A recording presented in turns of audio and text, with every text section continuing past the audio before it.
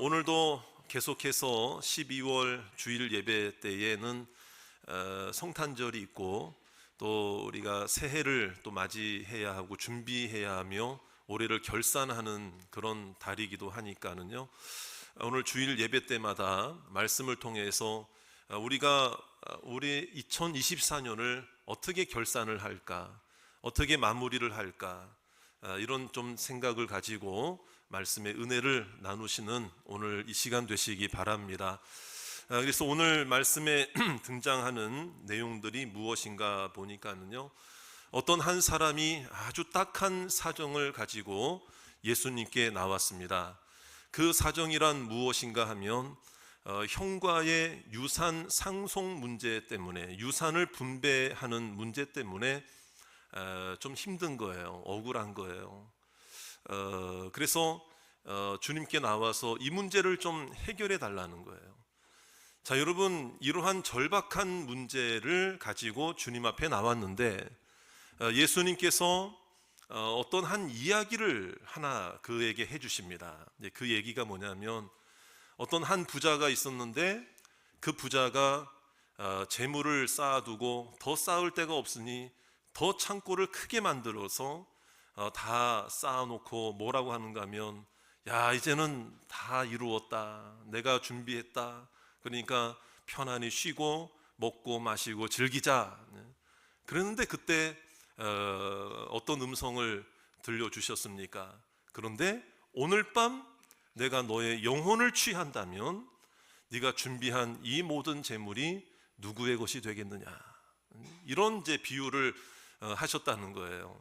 자, 그러면서 그 이야기 속에 나오는 그 부자의 이야기를 하시면서 예수님이 말씀하신 표현이 뭐냐면 어리석은 자요 그랬다면, 어리석은 자요.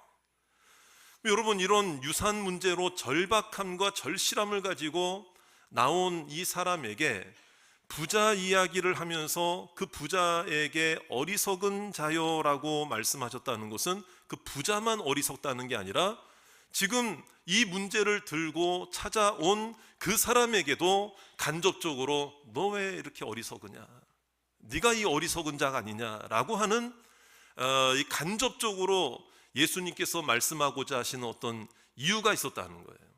근데 여기서 우리가 한번 생각해 보세요. 정말 이 사람이요, 어리석은 자입니까? 아니, 그렇게 절박하고 절실한 문제를 가지고 예수님 앞에 나왔다면 이건 누구라도 그런 억울한 문제, 힘든 문제가 있으면 누구에게 나와야 됩니까? 예수님께 나와야 되잖아요. 오히려 자기가 해결하려고 하지 않고 예수님 앞에 가지고 나왔다는 것은 어리석은 자가 아니라 오히려 지혜로운 자이고 용기 있는 자일 수가 있잖아요. 그런데 왜 예수님은 그에게 어리석은 자라고 경고를 하고 있고 책망을 하고 있을까? 자, 여러분, 부모님이 돌아가신 이후에 남겨주신 유산을 형제끼리 나눠 갖는 것은 당연한 겁니까? 당연하지 않은 것입니까? 아니, 이 사람이 뭐 과도한 욕심을 내는 것도 아니고, 아니, 자기가 받을 정당한 유산에 대해서 정당한 요구를 하고 있는 건데 왜 예수님은 이 사람에 대해서 이렇게 말씀을 하고 있는 것일까? 그럼 이 사람이 얼마나 실망이 되겠어요. 예수님이면 해결해 줄 줄 알고 왔는데 말이에요. 그런데 여러분, 오늘 예수님께서 이와 같은 상황과 사정과 이 사람의 형편을 모르고 이런 이야기를 하셨을까요? 결코 그렇지가 않을 거예요. 예수님은 이 사람의 마음도 아시고 이 사람의 형편도 아시고 모든 것을 알고 계시고 감찰하시는 전지전능하신 하나님이심을 믿으시기 바랍니다. 그럼에도 불구하고 긍휼이 많으시고 사랑이 많으신 이 예수님께서 이 사람에게 이와 같은 말씀을 하신 것에는 그 이유가 있다는 거예요. 우리는 이 겉모양만 보고서는 이 사람이 이렇게 절박한데 얼마나 힘들까, 이런 생각을 하는데 사실은 이 사람은 굉장히 많은 문제점을 안고 있는 사람이에요. 우리는 볼 수 없지만 예수님은 이 사람의 마음을 보셨기 때문에 이와 같은 책망의 말씀을 하셨다는 거예요. 자, 그것이 무엇인가? 먼저 이 사람의 문제점이 무엇인가를 한번 우리가 좀 천천히 생각해 보기를 원해요. 그것은 뭐냐면 이 사람은 겉으로 볼 때는 자신의 억울한 사정 때문에 나온 것 같지만 사실은 일방적으로 내 편만 들어달라는 요구와 그런 억지를 가지고 예수님 앞에 나온 거예요. 자, 이것은 무엇인가 하면 그 당시 여러분 예수님께 나오면서 하는 이야기가 선생님 그러거든요. 랍비어 그런 거거든요. 그 당시 랍비와 종교 지도자들은 간혹 가다가 백성들의 어렵고 힘든 문제를 해결해 주는 재판관의 역할을 했는데, 오늘 예수님 앞에 나올 때에 내 형을 명하여 유산을 나와 나누게 해 주소서라고 하는 이 말은 어쩌면 뉘앙스가 있어요. 느낌이 있어요. 그것은 뭐냐면, 주님, 내가 이렇게 억울하고 힘겨운 상황인데 내 마음 좀 헤아려 주세요, 이런 차원에서 나온 게 아니에요. 이것은 뭐냐면, 주님, 이거를 해줘야 되잖아요. 선생님, 이거는 내가 더 많이 받아야 되는 거예요. 그러면서 무조건 내 편만 요구하는 그런 모습이라 이 말이에요. 여기서 사실은 우리의 모습도 발견할 수 있죠.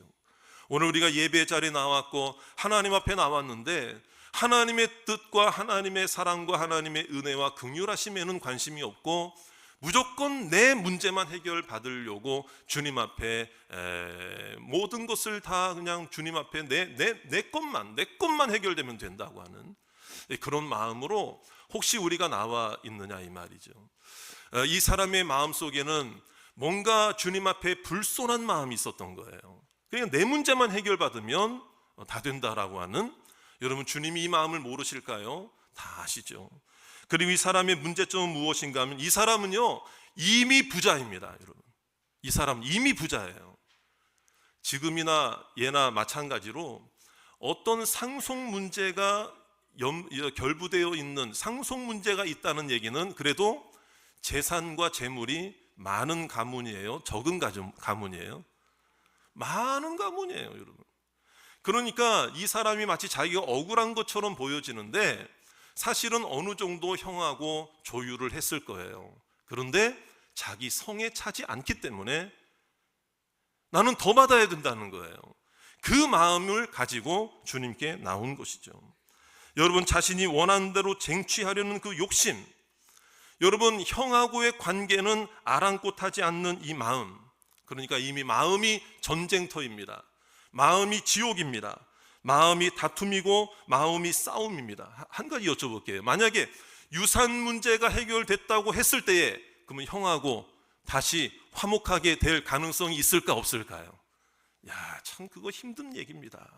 힘든 얘기예요. 그러니까 이 사람의 마음속에는 형하고의 관계가 끊어지더라도 난 이 돈 차지해야 된다 이 말이에요. 난 조금 더 받아야 된다 이거예요. 그러니까 여러분, 주님이 그 마음을 모르실 리가 없었던 거예요. 그래서 예수님은 어리석은 부자의 비유를 말씀하시면서 이제 그 사람에게 먼저 말씀을 하시기 전에 그 사람에게 먼저 입을 열어 말씀하시는 게 뭐냐? 15절입니다. 15절 말씀에 보면은요, 탐심이라는 단어를 끄집어내시는데 이 사람의 마음을 아시기 때문에 그런 거예요. 자, 이 사람의 마음 속에 탐심이 가득했다는 것을 주님이 아실까요? 모르실까요? 아셨다는 거예요. 그러니까 우리 15절 말씀을 읽어야 되겠죠? 우리 다 같이 함께 읽겠습니다. 시작. 그들에게 이르시되 삼가 모든 탐심을 물리치라. 사람의 생명이 그 소유에 넉넉한 데 있지 아니하니라 하시고. 그랬죠. 여러분, 사실 여러분 부족한 걸 원하세요? 넉넉한 걸 원하세요? 예, 솔직해서 좋습니다. 저한테도 물어보세요. 저도 마찬가지예요. 넉넉한 게 더 이왕이면 좋죠. 풍요로운 게 좋죠. 풍족한 게 좋죠. 그런데 여기서 말하는 이 넉넉하다라고 하는 것이 탐심하고 왜 연결되는 줄 아세요? 우리도 넉넉하게 해주세요, 이왕이면 풍족하게 해주세요, 그 기도 잘못된 기도는 아니에요. 하나님께서도 우리에게 더 주시기를 원하시는 분이심을 믿으시기 바라요. 근데 이 탐심의 문제가 어떤 것에 문제가 있는 줄 아십니까? 왜 이걸 탐심이라고 얘기한 줄 아십니까? 탐심이라고 하는 것의 이 헬라어 성경의 원 단어가 플레오넥시아라는 단어예요. 좀 길죠. 그러니까 뭐 부담 안 가지셔도 돼요. 네, 좀 길면 까먹을 수도 있고 잊어버릴 수도 있으니까. 그런데 이 단어의 의미가 더 중요한 거거든요. 이것이 무엇인가 하면 저를 따라 합시다. 더 많은 거. 네, 더 많은 거예요. 더 많은 거에 대해서 집착하고 욕심을 가지는 마음이 여기서 말하는 플레오넥시아예요. 더 많은 거예요. 더 많은 거, 더 많은 거. 여러분, 그런데 우리가 한번 생각해 보세요. 그럼 우리가 더 많은 걸, 더 여유에 있는 삶을 위해서 노력하고 애쓰고 수고하는 게 그럼 다 잘못됐다는 얘기입니까? 그게 아니라는 거예요. 그게 아니라 이 탐심의 문제는 무엇인가 하면 그 더 많은 것을 내가 가지기 위해서 하나님과의 관계도 깨어지고 이웃과의 관계, 형제와의 관계, 사람과의 관계, 가정도 깨어지고 무조건 내가 더 많은 걸 가지기 위한 것이 탐심이라는 거예요. 여러분, 더 많은 것을 가지고 더 넉넉하게 되더라도 중요한 기준이 있어야 됩니다. 여러분, 하나님이 주신 줄 믿으시기 바랍니다. 하나님 안에서 누리시기를 바랍니다. 하나님 안에서 평강을 누리시기를 바랍니다. 그런데 이 탐심은 하나님과의 관계는 상관없는 거예요. 하나님 밖에서 하나님을 저버려도, 하나님을 떠나도 나는 무조건 풍족하기만 하면 돼. 이게 바로 더 많은 거, 이게 바로 플레오넥시아, 탐심이라는 말이에요. 그러니까 주님께서는 이것을 아시기 때문에 오늘 그 사람의 마음에 책망을 하시는 이유가 바로 거기에 있는 거예요. 그러니까 여러분, 주님이 우리에게 허락하시는 것은 무엇입니까? 오늘날 일용할 양식을 허락해 주신다고 약속하셨습니다. 할렐루야. 만나를 주실 때도 한 달치, 1년치 만나를 한꺼번에 주셨습니까? 하루치의 만나를 주셨습니까? 하루치. 안식일 전날만 빼놓고는, 안식일은 거두지 못하니까 이틀치를 주셨죠. 안식일 전날에는. 자, 이와 같은 것은 무엇인가 하면 우리의 넉넉한 것이 우리의 영혼을 보장할 수 없는 거예요. 우리는 늘 하나님으로부터 공급받는 것이어야함을 믿으시기 바랍니다. 그렇기 때문에 이 탐심의 문제는 뭐냐? 필요한 것이에요. 필요한 것인데 우리에게는 필요한 것이 있으면 되는데 필요한 것이 아니라 더 많은 것을 원하는, 더 많은 것을 집착하는 게, 이게 바로 탐심이라는 거죠. 하나님께서는 여러분들에게 필요한 것을 주실 줄 믿습니다. 그러나 우리 마음속에 하나님도 필요 없고 말씀도 필요 없고 예배도 필요 없고 나는 무조건 더 많이 가지면 돼. 이게 탐심이라는 얘기예요. 자, 여러분, 오늘 이 말씀에서 나오는 그 생명이라고 나오죠. 생명. 사람의 생명이 그 소유에 넉넉한 데 있지 않다. 이 얘기가 뭐냐? 여기서 말하는 생명은 영혼의 생명을 의미합니다. 그래서 예수님께서는 이 사람에게 이 비유를 말씀하신 그 중요한 이제 의미가, 더 중요한 의미가 있으니 그걸 우리 구체적으로 생각해 보기를 원하는데요. 우리 19절을 또 한번 읽어야 되죠. 우리 19절 말씀 다 같이 시작. 또 내가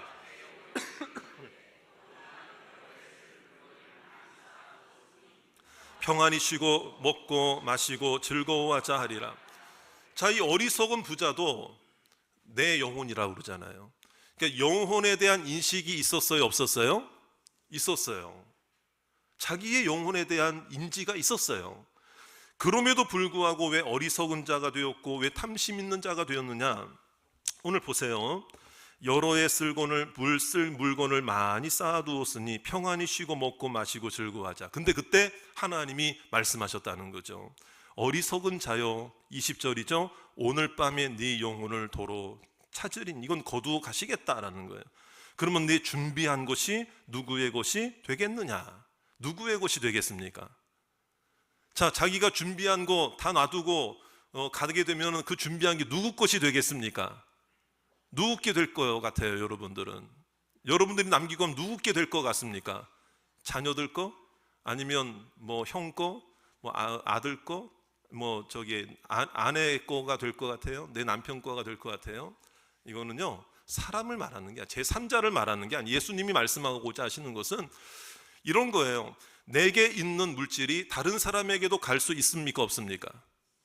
있죠. 피치 않는 사정 때문에라도 갈 수 있어요. 그리고 반대로 다른 사람에게 있었던 것이 나에게도 올 수 있습니까, 없습니까? 그 얘기는 뭐냐면 이 세상의 모든 물질은 사실은 제 주인이 없다는 거예요. 이 물질의 영역은 오직 하나님만이 주관하신다는 것입니다. 그러니까 누구의 것이 되겠느냐라고 하는 것에 아주 중요한 의미는 뭐냐면, 네가 쌓아둔 것이 너의 것인 줄 아느냐? 그것은 하나님의 것이다. 그러므로 내 영혼이, 내가 월급 많고 많은 걸 쌓아두면 내가 내 영혼을 책임질 것만 같은데 그게 아니라는 거예요. 그러니까 이 사람의 탐심 있는 자의, 이 어리석은 자의 중요한 문제는 뭐냐면, 나의 것이 내 것이고 내 영혼도 내 것이라는 거예요. 하나님의 주인 되심을 인정하지 않는 것입니다. 이게 탐심의 아주 중요한 핵심적인 문제점이라는 것입니다. 하나님 거절한다는 거예요. 하나님 버린다는 거예요. 그렇기 때문에 아까 제가 필요한 것이냐 더 많은 것이냐 이런 말씀 드렸는데, 더 많은 것, 필요한 것에 만족하지 못하고 더 많은 것을 탐심을 가지고 생각할 때에 여러분, 그 더 많은 것을 얻느라고 더 소중한 것을 놓치게 된다 이 말이에요. 더 소중한 영혼의 건강을 놓치게 되고, 천국을 놓치게 되고, 여러분 하나님과의 관계가 깨어지고, 이웃과의 관계가 깨어지고, 사람들과의 관계가 깨어지고, 내 영혼마저 파괴가 되고, 인생이 파괴가 되고, 더 많은 거 얻으려고 말해요. 더 많은 거. 여러분, 우리는 더 많은 것을 얻기 위해 사는 자가 아니라 더 소중한 것을 얻기 위해 사는 자가 되어야 합니다. 믿습니까? 더 많은 것을 구할 때가 있어요. 그렇더라도 하나님을 떠나서는 안 돼. 하나님 안에서 누리시기를 주의 이름으로 축원합니다. 이 탐심은 하나님과의 관계마저 파괴하는 거예요. 그래서 여러분, 오늘 이 말씀의 핵심적인 내용들은 뭐냐면, 탐심은 그러므로 영혼을 파괴하고, 소중한 관계를 파괴하고, 인생을 파괴하고, 가정을 파괴하고, 하나님과의 관계마저도 파괴하기 때문에 문제가 된다는 거예요. 사랑하는 여러분, 2024년도를 보내면서 이 탐심의 문제가 오늘 우리에게도 걸림돌이 되어진다면, 오늘 이 시간에 해결받고 하나님의 은혜 가운데 회복되는 축복이 있으시기를 주의 이름으로 축원합니다. 여러분, 물질이 아주 많은 사람만 탐심이 있을까요? 아니에요. 물질이 없고 힘겹고 부족하고 물질에 어려운 분들도 탐심이 있을 수 있어요. 많아서 탐심이 있고, 없으니까 탐심이 없고, 많으니까 탐심이 없고, 가난하니까 탐심이 많은 거가 아니에요. 어떤 상황이든지 이 탐심의 문제는 내게 걸림돌이 될 수가 있어요. 중요한 것은 무엇인가 하면 이런 거예요. 집착하는 게 문제인 거예요. 그렇기 때문에 우리가 여러 기준들을 우리가 생각해 볼 수가 있는데, 여러분들이 지금까지 살아오면서 우리가 혹시라도 돈 문제 때문에, 물질 문제 때문에 내 주변이 항상 시끄럽고 항상 혼란스러웠던 우리들의 모습이 있었다면, 혹시 마음속에 혹시 하나님 앞에 전적으로 의지하지 못했던 마음들은 없었는가 한번 돌이켜보자는 거예요. 여러분, 물질 때문에 혹시 사람마저 잃어버린 경험을 하신 적은 있으십니까? 늘 나는 부족해, 나는 돈 때문에 고생이야 하면서 불평하고, 만나는 사람마다 불평하고, 불행하다고, 나는 불행하다고, 이게 아예 습관이 돼버린 우리들의 모습은, 여러분, 이건 많이 가졌다고만 해서, 여러분, 이건 많이 가진 사람은 이런 얘기 안 할까요? 여러분, 아니에요, 여러분. 그러니까 이 탐심의 문제는 상처와 아픔이 마를 날이 없는 거예요. 그러니까 오직 나만 생각하는 거, 다른 사람하고는 어떻게 되든지. 그러므로 탐심은 분별력을 잃게 한다는 것입니다. 여러분, 오늘 우리는 이 탐심의 문제가 오늘 이 말씀을 들을 때에 하나님 은혜 가운데서 회복되시기를 주의 이름으로 축원합니다. 탐심을 버려야 영혼이 회복될 줄 믿습니다. 더 이상 어리석은 자의 삶을 살아서는 안 되는 것입니다. 필요한 것에 집착하면 그건 탐심이 되는 것입니다. 하나님께서 주신 것에 만족하고 자족하는 삶이 있어야 되는 것이죠. 그러기 위해서는 우리가 어떤 마음을 가져야 되느냐?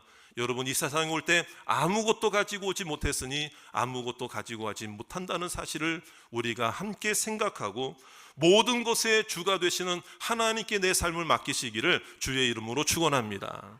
그래서 탐심이 아니라, 저를 따라합시다. 탐심이 아니라 감사로. 그렇습니다. 탐심이 아니라 감사예요, 감사. 그래서 이러한 모든 것들 때문에 나를 사랑하는 사람들과의 관계가 깨어져서는 안 된다는 거예요. 오히려 회복되시기를 주의 이름으로 축원합니다. 제가 지금까지 목회 사역을 하면서 여러 가정들을 만나고 여러 경우의 케이스들을, 사례들을 많이 보았는데요, 이런 상황 속에서 두 가지의 아주 극명한 사례가 있었던 것을 제가 실제로 경험을 했습니다. 제가 부목사로 사역을 할 때에는 이제 교회 규모가 더 대형 교회였기 때문에 한 교구씩을 맡아서 교구 목사님들이 담당을 했어요. 그러니까 이제 교인들의 경조사가 나면은 교구 목사님들이 그 일을 이제 감당을 했거든요.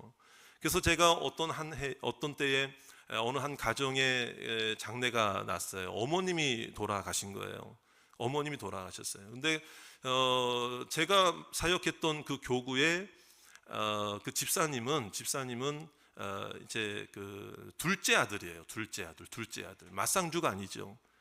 그런데 이제 장례를 딱 가는데 제가 위로 전체 집례를 해야 됐기 때문에 위로 예배, 뭐 입관 예배, 발인 예배 다 이제 학원까지 다 하는데 딱 가니까는 그분이 둘째 아들인 걸 제가 알고 있는데 맞상주가 안 보이는 거예요. 맞상주가 형님이 없어요. 형님이 안 보이는 거예요. 그런데 사연을 나중에 들으니까 몇 해 전에 아버지가 소천하셨을 때 어떤 적지 않은 물질 문제로 서로 의가 상한 거예요. 그래서 지금까지 그 자기 형님이 어머니하고도 연락을 안 하고 그 자기네들하고도 연락을 안 하는 거예요. 그러니까 이 형님이 아마 좀 과도하게 좀 욕심을 내고 정말 무리수를 두어서 아마 이렇게 요구를 했던 것 같아요. 그러니까 의가 상한 거예요. 그래서 그 얘기를 하는데 이제 장례 중이니까 어떻게든 이제 수소문을 해서 연락은 이제 닿았다 얘기를 하더라고요. 연락은 닿았습니다. 어머님 돌아가신 건지 알게 됐습니다. 형님도. 근데 그 다음날 입관 예배를 하러 갔는데 맞상주가 여전히 안 나타나는 거예요. 발인 날은 오겠지 하고 갔는데 발인하는 날도 안 나타나는 거예요.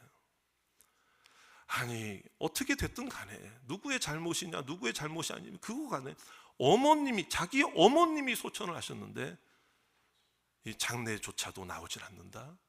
이걸 어떻게 받아들여야 될까요? 그래서 그 집사님을 제가 참 위로해드리고 대신 그냥 그 동생 집사님이 그 장례를 맞상주 역할을 끝까지 이렇게 하셨던 걸 제가 봤어요. 자, 요 사례 하나가 있었고요. 또 한 사례 하나는 역시 제가 맡고 있었던 교구에서 일어난 일인데 똑같이 어머님이 소천하셨어요. 그래서 장례를 치르는데 이번에도 마찬가지로 근데 이번에 이제 제가 집례를 하는데 저 여수까지 가서 집례를 이제 하고 발인해서 하관을 할 때 장지는 여수였어요. 그래서 멀리까지 가게 됐죠. 근데 이제 여기는 이제 그 집사님이 그 교회 안수 집사님이셨는데 맞상주예요. 제일 큰 오빠하고 제일 큰 형님이더라고요.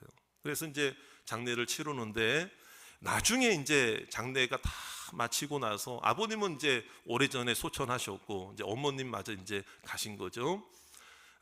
그래서 이제 나중에 이렇게 식사 자리에서 초대를 받아서 저하고 이렇게 이런저런 얘기를 하는데 그런 얘기를 하시는 거예요. 장례를 잘 치르셨습니까? 이런저런 얘기 끝에 이분이 그 부모님들이 남겨주신 유산이 꽤 많은 거예요. 뭐 시골에 땅도 그렇고 여러 가지 아주 많더라고요. 보니까 많아요.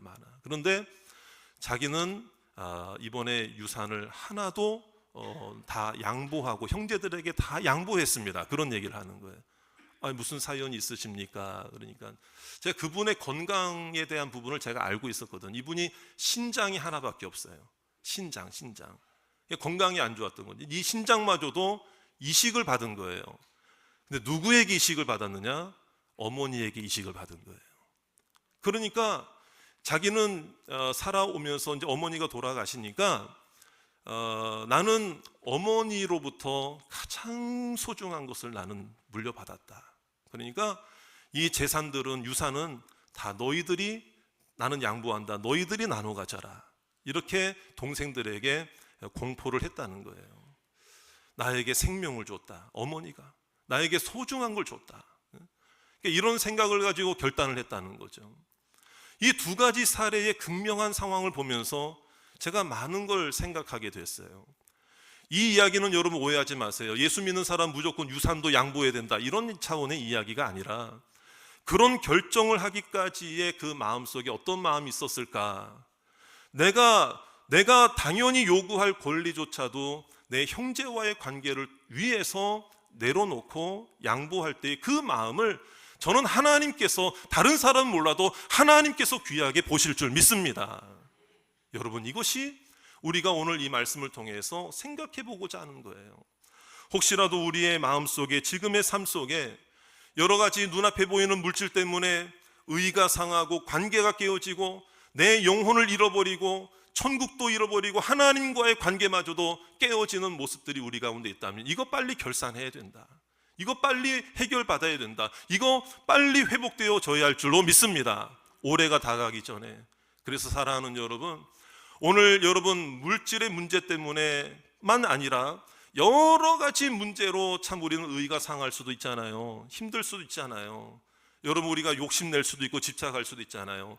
올해가 다가가기 전에 여러분 그러한 그 관계들이, 불편한 관계들이 화목의 관계로, 화평의 관계로 회복되시기를 주의 이름으로 축원합니다. 여러분, 인간관계 속에서도 갚을 것은 빨리 갚으시고 올해가 넘어가기 전에 결산하시기 바랍니다. 회복하시기를 원합니다.